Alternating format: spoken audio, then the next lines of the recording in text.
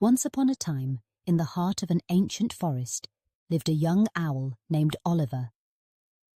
Oliver was curious and clever, with bright golden eyes and the softest feathers of all his siblings. But despite his intelligence, Oliver had one little problem. He loved to talk so much that he often forgot to listen. He spent his days fluttering from branch to branch, telling everyone about the interesting things he had seen or the dreams he had last night. But when his friends tried to talk, he would sometimes interrupt or get distracted. One cool spring morning, Oliver's schoolteacher, wise old Willow, gathered all the young owls for their daily lesson. Today, she was going to teach them how to find food at night using their sharp ears. To be the best at finding food, she explained, an owl must listen carefully to the sounds all around. The class grew quiet, but not Oliver. He was so excited, he started whispering to his friend Ruby about his family's adventures hunting crickets. Wise old Willow gently called his name.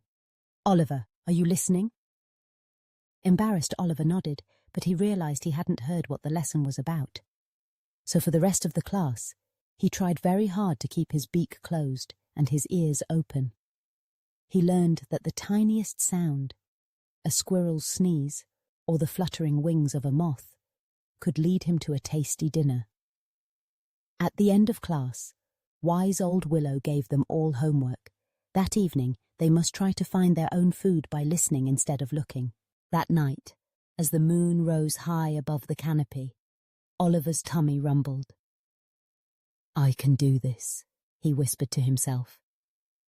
He flew up to his favourite branch and closed his eyes, remembering what his teacher had said. He listened. At first he could only hear the wind brushing the leaves and a few songs from the crickets below. Oliver waited, ears wide open. Suddenly he caught the faintest sound, a soft rustling in the bushes beneath the old oak tree. Focusing on the sound, Oliver silently swooped down, spreading his wings, and landed softly. Peering through the moonlit leaves, he spotted a tiny mouse nibbling seeds.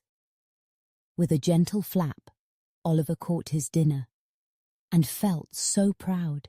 The next day, Oliver couldn't wait to tell his friends about what happened. But then he remembered how it felt when he talked too much and didn't listen to others. He smiled and decided to listen first. His friends were excited too. Ruby shared a story about hearing a sleepy hedgehog, and Max spoke about his adventure spotting fireflies by listening to their quiet buzzing. Wise old Willow noticed the difference in Oliver. She nodded approvingly and said, "A wise owl is not only clever and curious, but knows when to listen." Oliver's heart brimmed with happiness. He learned that listening let him discover new things, understand his friends better, and even find his dinner. From that night on, Oliver made listening his special talent. He became the best listener in the forest, and soon all his friends came to him with their stories, knowing he would hear every word. And so, Oliver the Owl learned that while it's wonderful to share your ideas and stories, sometimes the greatest adventures start not with talking, but with listening. And in the quiet forest, beneath the shimmering stars, Oliver found his place, not just as a clever owl, but as a good friend, with ears always open and a heart ready to understand. And that, children, is how Oliver the Owl learned to listen.